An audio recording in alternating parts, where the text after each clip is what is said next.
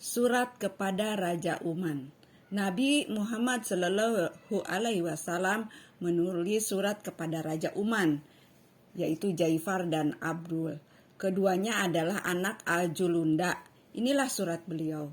Bismillahirrahmanirrahim. Dari Muhammad bin Abdullah kepada Jaifar dan Abdul bin Al-Julunda. Kesejahteraan bagi siapapun yang mengikuti petunjuk.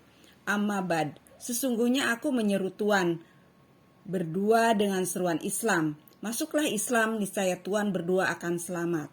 Sesungguhnya aku adalah utusan Allah kepada semua manusia untuk memberi peringatan kepada orang yang hidup dan membenarkan perkataan terhadap orang-orang kafir. Jika Tuhan berdua berkenan mengikrarkan Islam, maka aku akan mengukuhkan kerajaan Tuhan. Namun jika Tuhan enggan mengikrarkan Islam, maka kerajaan Tuhan pasti akan berakhir dan kudaku pasti akan menginjakan kaki di halaman Tuhan dan nubuahku akan mengalahkan kerajaan Tuhan. Beliau menunjuk Amr bin Al-As untuk menyampaikan surat ini. Amr menuturkan, aku pun berangkat hingga tiba di Uman. Aku ingin menemui Abdul bin Al-Julunda terlebih dahulu, karena dia lebih lemah lembut dan lebih kompromis. Aku berkata di hadapannya, aku adalah utusan Rasulullah untuk menghadap Tuan dan saudara Tuan. Temuilah saudaraku terlebih dahulu, karena dia lebih tua dan lebih berkuasa daripada aku. Aku akan mencoba mengantarkan engkau hingga dia bisa membaca suratmu. Kemudian Abdul mengajukan beberapa pertanyaan. Apa yang hendak engkau serukan? Aku menjawab, aku menyeru kepada Allah semata yang tiada sekutu baginya. Hendaklah Tuhan melepaskan apapun yang disembah selainnya. Hendaklah Tuhan bersaksi bahwa Muhammad adalah hamba dan rasulnya. Wahai Amr, engkau adalah putra pemimpin kaumku. Lalu apa saja yang diperbuat ayahmu? Padahal kami sangat salut kepadanya. Dia meninggal dalam keadaan tidak beriman kepada Muhammad. Padahal aku ingin sekali dia masuk Islam dan membenarkannya. Dulu aku sejalan dan sepemikiran hingga Allah memberikan petunjuk kepadaku untuk masuk Islam. Sejak kapan engkau mengikutinya? Tanya Abed. Belum lama, jawabku. Di mana engkau masuk Islam? Di hadapan Najasyi, jawabku. Lalu aku mengabarkan kepadanya bahwa Najasyi sudah masuk Islam. Lalu bagaimana reaksi kaumnya terhadap kerajaannya? Mereka tetap mengakuinya dan mengikutinya, jawabku. Bagaimana dengan para pendeta dan fadri? Tanyanya. Begitupun mereka, jawabku. Hati-hatilah dengan perkataanmu, wahai Amr. Sesungguhnya tak ada perangai seorang yang lebih buruk daripada dusta. Aku tidak berdusta dan kami tidak menghalalkan dusta dalam agama kami, jawabku. Menurutku, Heraklius tidak tahu keislaman saat itu. Begitulah, dari mana engkau bisa mengetahuinya? Dulu Najasyi selalu menyerahkan pajak kepada Heraklius. Setelah masuk Islam dan membenarkan Muhammad, maka dia berkata, tidak, demi Allah, andaikan jika meminta 1 dirham pun, aku tidak akan menyerahkan kepada dia, jawabku. Akhirnya Heraklius mendengar pula keislamannya. Lalu dia tanya saudaranya, apakah engkau membiarkan rakyatmu menolak menyerahkan pajak kepadamu dan memeluk agama baru yang bukan agamamu? Heraklius menjawab, orang itu menyukai satu agama, lalu memilih untuk dipeluknya. Apa yang bisa kuperbuat terhadap dirinya? Demi Allah, jika bukan karena beban kerajaanku ini, tentu aku akan melakukan seperti apa yang dilakukannya. Hati-hatilah dengan perkataanmu, wahai Amr, kata Abdullah. Peringatkan aku. Demi Allah, aku berkata jujur kepada Tuhan, jawabku. Tolong beritahukan kepadaku apa yang diperintahkan Muhammad dan apa pula yang dilarangnya. Beliau memerintahkan untuk selalu taat kepada Allah dan melarang mendurhakainya. Memerintahkan kepada kebajikan dan menyambung tali persaudaraan. Dan melarang dari kezaliman dan permusuhan.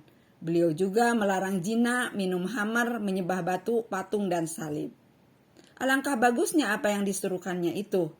Andaikan saja saudaraku sependapat denganku tentang dirinya, hingga kami beriman kepada Muhammad dan membenarkannya. Tetapi bagi saudaraku lebih baik mempertahankan kerajaannya daripada meninggalkannya, dan hal ini menjadi beban dosa baginya. Sesungguhnya jika dia mau masuk Islam, maka Rasulullah Shallallahu Alaihi Wasallam tetap akan mengakui kekuasaannya terhadap kaumnya. Beliau akan mengambil sedekah dari penduduk yang kaya, lalu memberikannya kepada mereka yang miskin, kataku. Itu suatu akhlak yang bagus, tetapi apa yang dimaksudkan sedekah itu? Lalu aku memberitahukan kepadanya tentang apa-apa yang diperintahkan Rasulullah Shallallahu Alaihi Wasallam mengenai zakat mal, termasuk pula zakat untuk unta.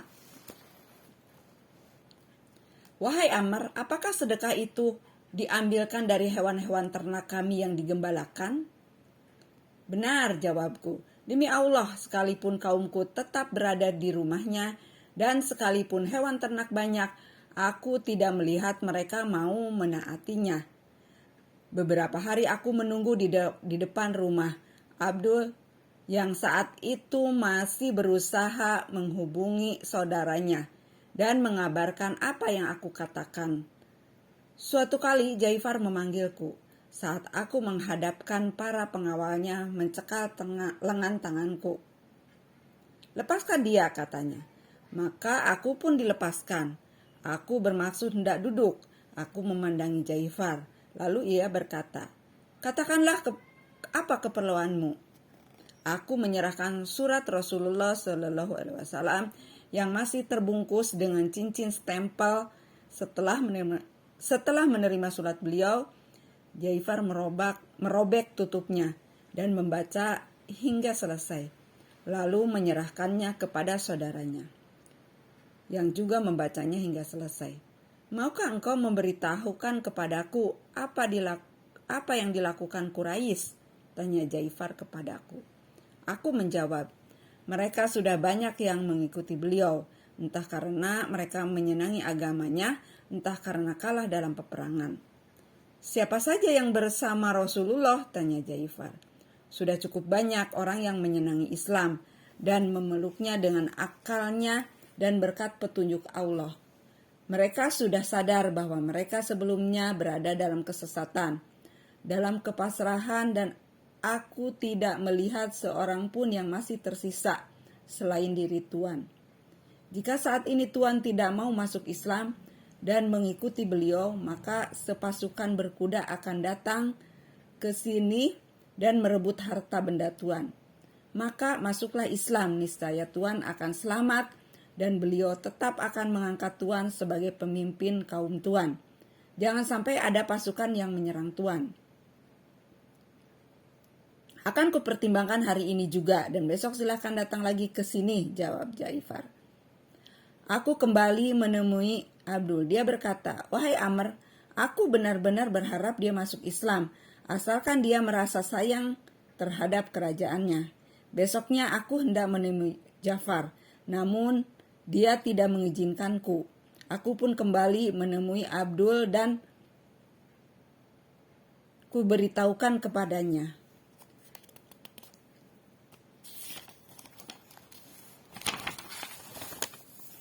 bahwa aku belum berhasil menemui saudaranya. Setelah aku berhasil menemui Jaifar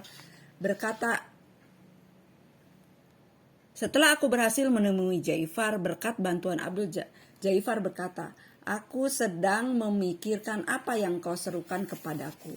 Aku akan menjadi orang Arab yang paling lemah jika aku menyerahkan kerajaanku ini kepada seseorang. Dengan begitu pasukan Muhammad tidak akan menyerang ke sini. Jika pasukan menyerang ke sini, tentu akan menjadi peperangan yang dahsyat. Karena belum juga memberi keputusan, maka aku berkata, besok aku akan pulang. Setelah Jaifar yakin bahwa besok aku akan pulang, dia berkata kepada saudaranya, tidak ada pilihan lain bagi kita kecuali menerima tawarannya. Sebab siapapun yang dikirimi surat oleh Muhammad tentu memenuhi seruannya. Kalau begitu besok suruh dia menghadap lagi ke sini.